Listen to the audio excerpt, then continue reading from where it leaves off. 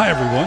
My name is Dr. David P. Perrodin, and welcome to the Week 5 Fireside Chat for Educational Leadership 655, Pupil Services and Non-Discrimination with Viterbo University. This week begins on Monday, February 20th, and concludes on Sunday, February 26th.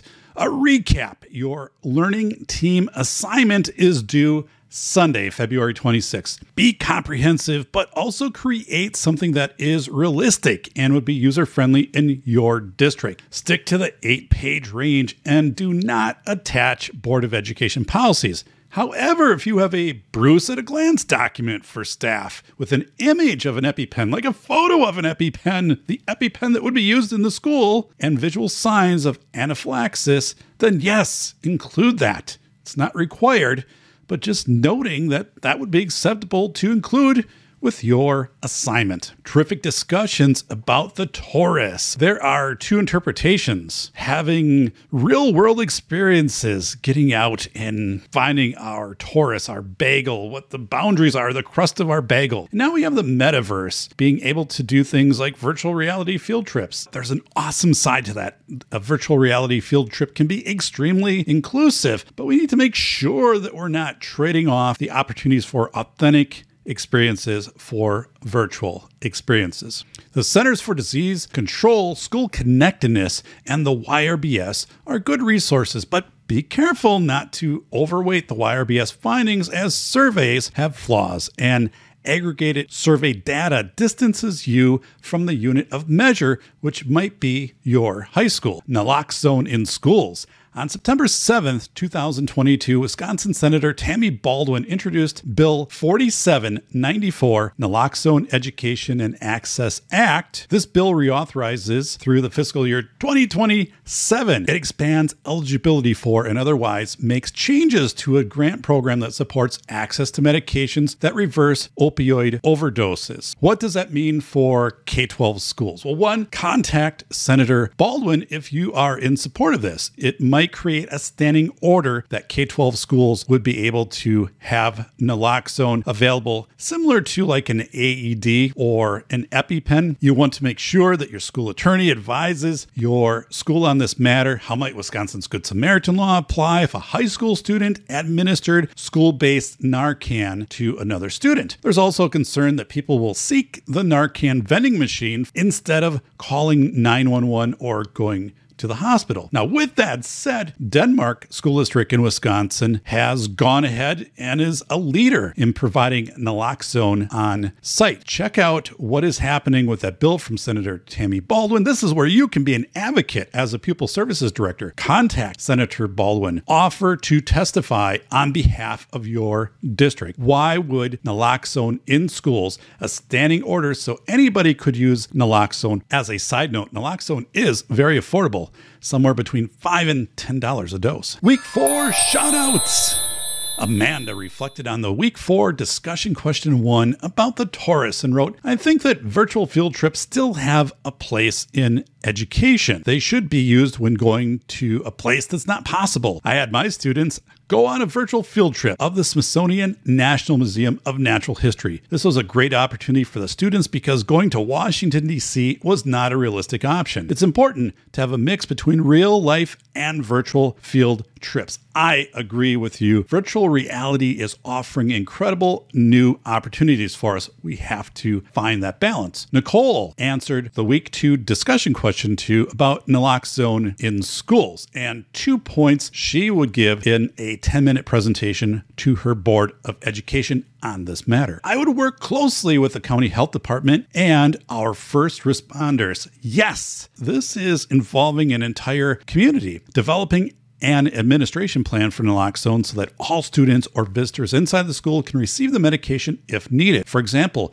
when there are events after school, like games or concerts, there's always a supervisor on duty, making sure that all after-hours supervisors are trained and aware of the administration plan is necessary. Possible discrimination or harassment of individuals who are treated with naloxone is also a concern. And how do you get ahead of that? Are there library books themed to reduce stigma stigma of drug overdose or the use of naloxone or something to reverse an opioid overdose. And actually, there are. You can also consider maybe PBIS videos. But again, this is new. This is frontier stuff as a pupil service director.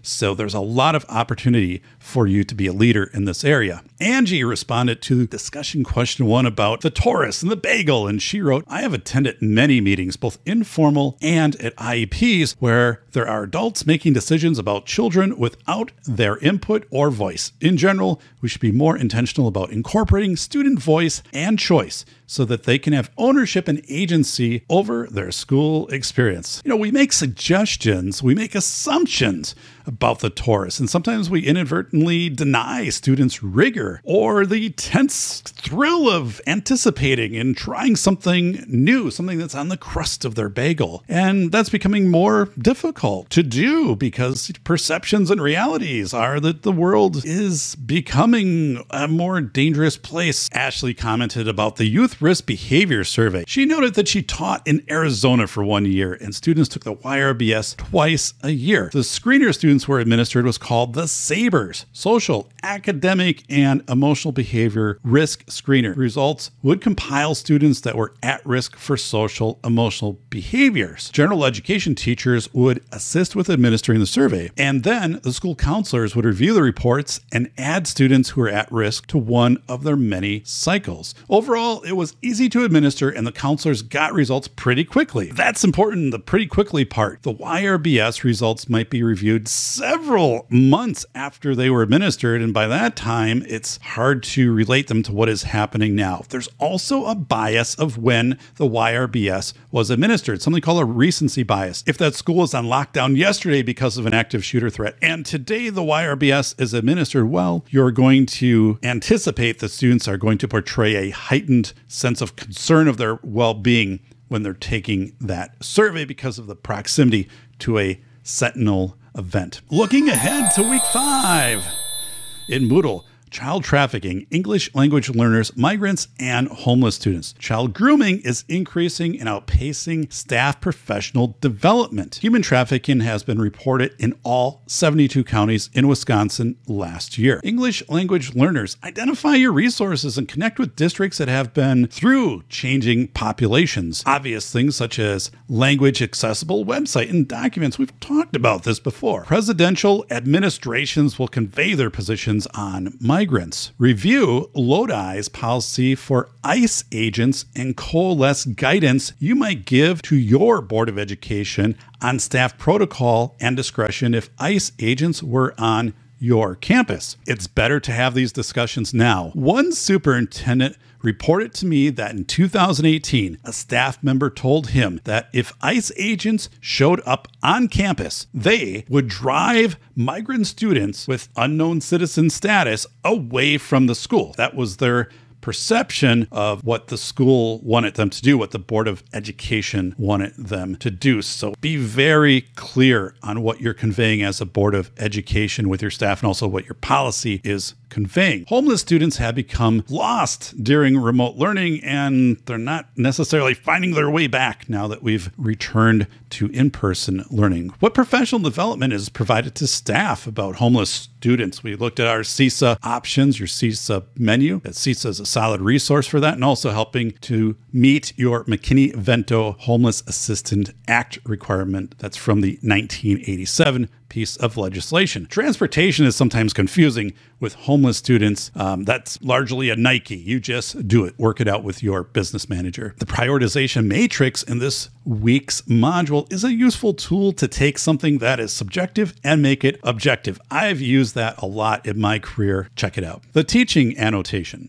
When conducting your 5-year Pupil Services Non-Discrimination Report as required by the DPI, you have much allowance in how you craft that report. Balance it with numbers and interviews. The Alexandria, Virginia Student Services Program template offers fresh ideas on how to craft a program report. It's similar in ways to how the DPI has their Pupil Services Non-Discrimination Report. So that is in this week's module. Also, esports and trap shooting teams have skyrocketed in in Wisconsin schools over the past 5 years. And those are sports that are very inclusive. From an interview I conducted with the head of Wisconsin esports, Mike Dahl, one of Wisconsin's top esports player is a paraplegic and uses a mouth-operated game controller. Esports also eliminates much travel and has a very low barrier of entry, so there's not this large sports fee, which can be prohibitive for some students. School social workers and county social workers operate from different vantage points. Preserve flexibility in your school schedule for your social worker. So you don't have a social worker at this school on